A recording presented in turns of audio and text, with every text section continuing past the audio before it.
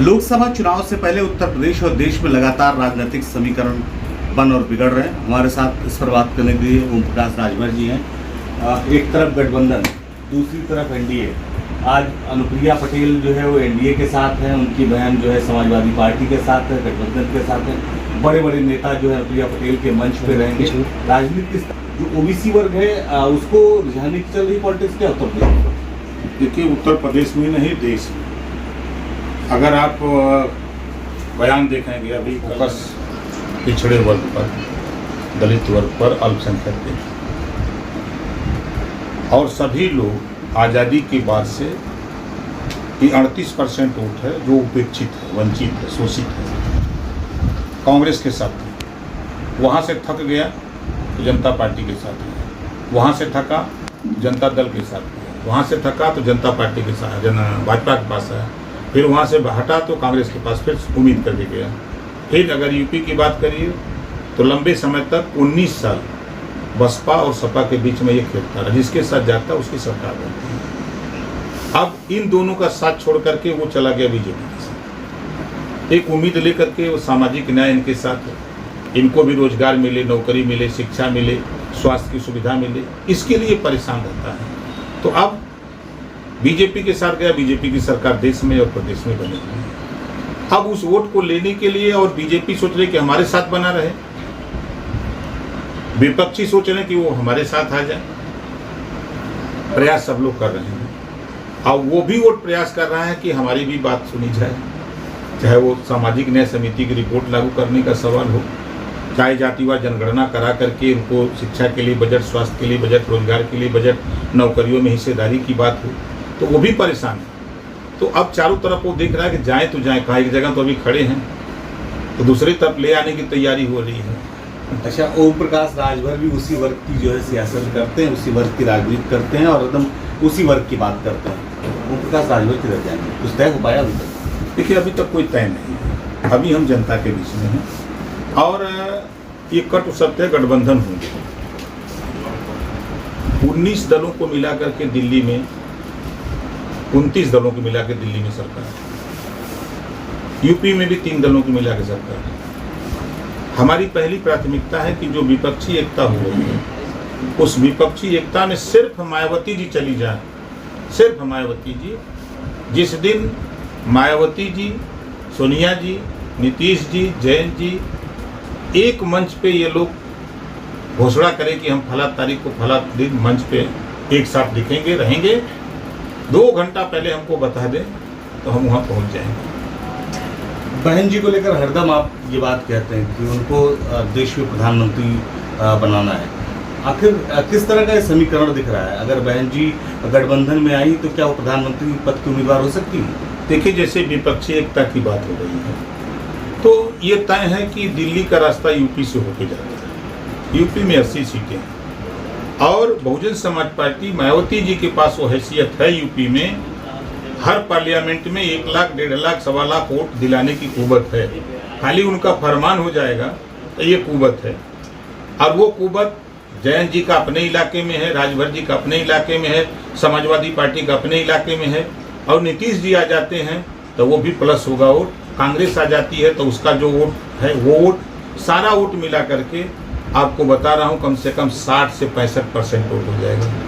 यानी इस गठबंधन का खेल जो है वो बसपा प्रमुख मायावती बना और बिगाड़ सकती हैं। अगर वो चली गई गठबंधन में तो गठबंधन सरकार बना लेगी, अगर नहीं गई तो गठबंधन आगे नहीं बढ़ पाएगा। अखिलेश यादव का भी नाम आपने गठबंधन में पहली बार नहीं लिया था। ये देखिए, यूपी की सियासत में गठबंधन अभी तक कुछ नहीं कर पाएगा जब तक उस विपक्षी एकता में मायावती जी शामिल हो जाए। तो मैं दावे के साथ कहता हूँ यूपी में 75 प्लस जीतेंगे ये लोग, 75 प्लस जीतेंगे। अतिशयोक्ति रिजल्ट होगा, बशर्ते कि मायावती जी को प्रधानमंत्री बनावें, घोषणा करें। उसका रीजन सामान्य वर्ग बन चुका, पिछड़ा वर्ग बन चुका, अनुसूचित वर्ग का नंबर है। कांशीराम जी की भी सोच थी कि अनुसूचित वर्ग प्रधानमंत्री बने, और एक देश में कुशल प्रशासक यूपी में मायावती जी ने करके दिखाया है, और 13 प्रांतों में उनकी पार्टी का अपना जनाधार है। तो राष्ट्रीय स्तर पे आप अभी हमने जो एक आंकड़ा देखा कि जो विपक्षी एकता हुई पटना में 15 दल के लोग जुटे थे, 15 दलों को मिला के 40% वोट राष्ट्रीय स्तर पे दिखा और 38% बीजेपी के पास। मायावती जो उसमें शामिल हो जाती हैं तो इनका जो 2022 का रिजल्ट है 12.5% का है, वो 12.5% शामिल होते ही वो 17-18% पे चला जाएगा। हम 15 मान लेते हैं तो 40 से 10 50 5 55 तो यही हो गया। राज्यभर शामिल हो जाते हैं तो पूर्वांचल में 18 से 22% वोट अलग अलग लोकसभा में है, 32 लोकसभा सीटें हैं। 15 लोकसभा सीटों पर हम चुनाव लड़ करके दिखे भी 22 के गठबंधन में एक सीट लड़े हैं, कहीं 90,000 कभी 1 लाख कहीं 1.25 लाख इस तरह वोट पाए हैं। तो ये वोट प्लस होगा उनके साथ और जैन का वोट हो जाता है, कांग्रेस का वोट हो जाता है। तो ये कुल मिला करके 65-70 के बीच में 60 और 70 के बीच में मोर्चे के पास होगा, विपक्षी एकता के पास वोट हो जाएगा। तो लड़ाई कहाँ रह जाएगी? ये हमारा अपना जो धरातल पे हम देख रहे हैं वो बता रहे हैं। ठीक है, ये आपका अपना आकलन है। यूसीसी को लेकर देश में बहुत चर्चा है। भारतीय जनता पार्टी के नेता तमाम कहते हैं कि यूसीसी देश में लागू होना चाहिए। विपक्ष का जितने नेता हैं, जो भी दल हैं, ये कहते हैं कि यूसीसी जो है वो दरअसल मुसलमानों के साथ अत्याचार है। आप अकेले ऐसे नेता हैं जो कह रहे हैं कि यूसीसी लागू होना चाहिए, वही इसके पीछे क्या गणित? नहीं, देखिए, अलग अलग धर्मों का अलग अलग नियम है। अब जैसे एक धर्म में 9 साल की बच्ची के साथ शादी करने का प्रावधान है, उस धर्म में। एक धर्म है 18 साल, संविधान कहता है कि 18 साल की उम्र के बाद शादी हो। तो इस आधार पे जो अलग अलग धर्मों का अलग अलग है, तो महिलाओं के साथ अन्याय क्यों? एक तरफ संविधान कहता है कि 18 साल की उम्र, एक तरफ दूसरा जो धर्म कहता है वो 9 साल। इस नाते हम कहते हैं कि महिलाओं को बराबरी का अधिकार मिलेगा। संविधान के अनुच्छेद जो 44 में प्रावधान है, उस प्रावधान के तहत सबको समान नागरिकता की जो बात हो रही है, तो सबसे बड़ा फायदा महिलाओं को होगा। जैसे 3 तलाक की बात होती है, कोई कुछ कहता है, तो ये जो संविधान में जो बाबा साहब डॉक्टर अम्बेडकर जी ने जो व्यवस्था दिया, उस व्यवस्था के तहत समता, स्वतंत्रता, बंधुत्व और न्याय पर आधारित भारतीय संविधान है। लेकिन उसके हट करके अलग अलग धर्मों की, चाहे सिख धर्म हो, चाहे ईसाई हो, चाहे इस्लाम हो, चाहे हिंदू हो, चाहे कोई भी धर्म हो, सनातन हो, सब अलग अलग जो है अपना सिस्टम है। तो सबको एकजुटता में क्या दिक्कत है? हमारे हिसाब से जो मुझे जानकारी है, कोई दिक्कत नहीं है। विपक्ष का काम है विरोध करना। अमेरिका में लागू है, पाकिस्तान ने क्यों लागू किया? पाकिस्तान में मुसलमान भी है, तो सबसे ज़्यादा मुसलमान है, वहाँ उसको दिक्कत नहीं है। भारत में गोवा में लागू है, तो गोवा में तो दिक्कत नहीं मुसलमानों को वहाँ। तो फिर यूपी में काहे दिक्कत होगी, दिल्ली में काहे होगी, पंजाब काहे होगी, बिहार काहे होगी, बंगाल काहे होकर हो रही है? वो इसका देख, गोवा में लागू है तो आकाश में वहाँ क्या दिक्कत है? आज देश में लड़ाई जो ये लोग लड़ना चाहिए सच मामले में विपक्षी लोगों को, तो इनको शिक्षा पे लड़ना चाहिए, बेरोजगारी पे लड़ना चाहिए, महंगाई पे लड़ना चाहिए। एक आखिरी सवाल मेरा कि समाजवादी पार्टी में गला जैसी स्थिति दिख रही है।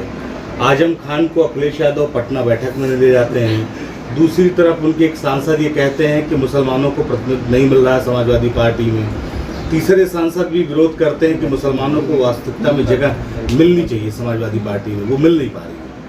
देखिए, जो भी समाजवादी पार्टी के लीडर हैं, देर सही दिमाग खुला है, बुद्धि जब राजभर ने चापा है तब। 4 बार सरकार बनी सपा की, एक बार भी डिप्टी सीएम तक मुसलमान को नहीं बनाया। और नियमतः 9% वोट यादव का, 18% मुसलमान का, दोगुना वोट। एक बार भी तो सीएम बना दिए होते मुसलमान को। नहीं सीएम बनाए तो डिप्टी सीएम बना देते। आजम खान को ले जाएंगे तो आजम खान नेता ना होंगे। अखिलेश जी अकेले नेता बन के रहना चाहते हैं और मुसलमानों को गुलाम बना करके रखना चाहते हैं। सरकार में थे, सरकार में मुसलमानों के लिए क्या किए? आज़ादी के बाद मुसलमान 38% नौकरियों में था। भाजपा विरोध करती है, ठीक है, कांग्रेस ने कुछ नहीं किया, चलो मान लिया, लेकिन बसपा ने और सपा ने किया, उतना कर दिया कि 1% भी नहीं रह गया है।